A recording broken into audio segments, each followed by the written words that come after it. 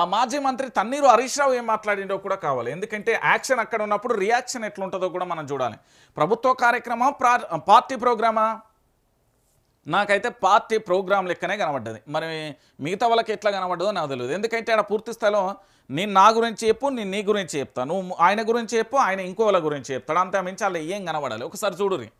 సిద్దిపేటలో ప్రభుత్వ ప్రోటోకాల్ పాటించలేదు. స్థానిక ఎమ్మెల్యే ఎమ్మెల్సీల ఫోటోలు కూడా పెట్టలేదు. మా పార్టీ ప్రజాప్రతినిధులకు అగౌరవపరిచారు. ప్రభుత్వ అధికారిక కార్యక్రమానికి పార్టీ కార్యక్రమంలో నిర్వహించారు. నర్మేట సభకు అందుకే దూరంగా ఉన్నాం. BRS deputy floor leader Harish Rao oil palm కోసం మొదటి మొక్కను నాటిందే బీఆర్ఎస్. 2021లోనే మేమే శంకుస్థాపన చేస్తే రేవంత్ రెడ్డి ప్రారంభోత్సవం చేస్తున్నారంటూ కూడా విమర్శలు.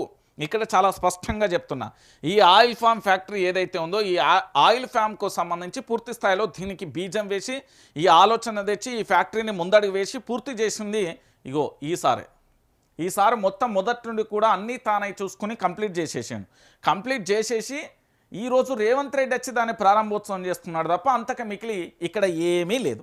నెంబర్ 1. ఇక నెంబర్ 2 ఏంటంటే ఇది అధికారిక కార్యక్రమమా లేకపోతే పార్టీ కార్యక్రమమా? పార్టీ కార్యక్రమం లెక్కనే కనబడ్డది అనేది చాలామంది అంటున్నారు. ఎందుకంటే స్థానికంగా ఉండే ఎమ్మెల్యే వారు, దాంతోపాటు స్థానికంగా ఉండే ఎమ్మెల్సీలు, కనీసం ఆ ఫ్లెక్సీలో ఎక్కడా కూడా వీళ్ళ ఫోటోలు కనవలే. చాలా బాధాకరమైన విషయం. మరి ప్రోటోకాల్ విషయంలో కూడా పూర్తి స్థాయిలో కూడా స్పందించలేదు అంటే ఒకసారి చూడు. ఇక రెండో విషయం ఏంటంటే ఇక్కడ ఈ సిద్దిపేట ప్రోగ్రాం ఏదైతే ఉందో ఈ ప్రభుత్వ ప్రోటోకాల్ పాటించకపోవడం, చాలామంది బీఆర్ఎస్ పార్టీకి సంబంధించిన నేతలను హౌస్ అరెస్ట్ చేయడం. ఏమన్నంటే ఇక్కడికి ముఖ్యమంత్రి గారు వస్తున్నాడు, ముఖ్యమంత్రి గారు వస్తున్నప్పుడు మీరు ఏదైనా ఏంది అంటే నిరసన కానీ ఆందోళన వ్యక్తం చేసే అవకాశం ఉంది కాబట్టి మిమ్మల్ని అనుమతించబోము. దాంతోపాటు ప్రతి 20 నుంచి 30 మంది కార్యకర్తలు ఎవరైతే సభకు హాజరయ్యారో వాళ్ళ 30 మందికి ఒక పోలీస్, దాంతోపాటు వాటర్ బాటిల్ కూడా కనీసం అందించలేదు. ఎంత భయభ్రాంతులతోనే రేవంత్ రెడ్డి ప్రోగ్రాం నడిచిందో తెలుసా? అష్టదిగ్బంధనం అంటే తెలంగాణ ఉద్యమంలో ఉమ్మడి ఆంధ్రప్రదేశ్కు సంబంధించిన నేతలు ఎవరైనా వస్తే భయభ్రాంతులతోని ఏది గుర్రాలతోని సైనికులతోని పూర్తి స్థాయిలో కూడా నింపేసినట్టు ఈరోజు సిద్దిపేటలో మళ్ళీ అలాంటి ఒక చిత్రాన్ని చూసాం. గతంలో పూర్తి స్థాయిలో కూడా సిద్దిపేట నియోజకవర్గం ఈ నర్మేటలో పూర్తి స్థాయిలో సభ జరిగింది కదా, అది పోలీసుల బందోబస్తు మాత్రమే, బందోబస్తులో జరిగింది.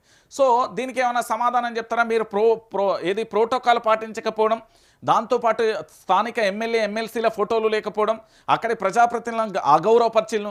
ఇంకొక విషయం ఏంటంటే ఇది బీఆర్ఎస్ పార్టీకి సంబంధించిన ఏదైతే ఫామ్ ఆయిల్కు సంబంధించిన ఫ్యాక్టరీ బీఆర్ఎస్ పార్టీయే కట్టింది, బీఆర్ఎస్ పార్టీ కట్టిందని రేవంత్ రెడ్డి అనబడే నేను ప్రారంభోత్సవాన్ని చేస్తున్నాను ఎందుకు చెప్పలేకపోయిండు అనేది ప్రధానమైన అంశాన్ని ఇది తెలంగాణ సమాజానికి చెప్పాలి. సో నేను ఎందుకు చెప్తున్నా అంటే ఈ విషయానికి సంబంధించి మీరు చూసే ఈ ఎపిసోడ్ మొత్తం కూడా, ఎందుకంటే నిన్న జరిగిన సభలో ఖాళీ కుర్చీలు దర్శనం ఇచ్చినాయంటే ఇస్తుంది. ఎందుకంటే బీఆర్ఎస్ వాళ్ళు ఎవరిని కూడా అనుమతించలే. బీఆర్ఎస్ పార్టీ కండువా కప్పుకున్నంత మాత్రాన ఆయన రైతు కాదట. బీఆర్ఎస్ పార్టీ కండువా కప్పుకున్న వాళ్ళందరూ కూడా పూర్తి స్థాయిలో రావద్దట.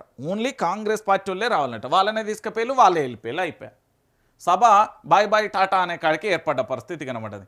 ఇక ఇంకొక విషయం ఏంటంటే తెలంగాణ సమాజానికి తెలవాల్సిన విషయం ఏంటంటే ఇది ఒకసారి చూడురే. అతి త్వరలో రాష్ట్రానికి సంబంధించిన కేబినెట్లో 3 మంత్రులను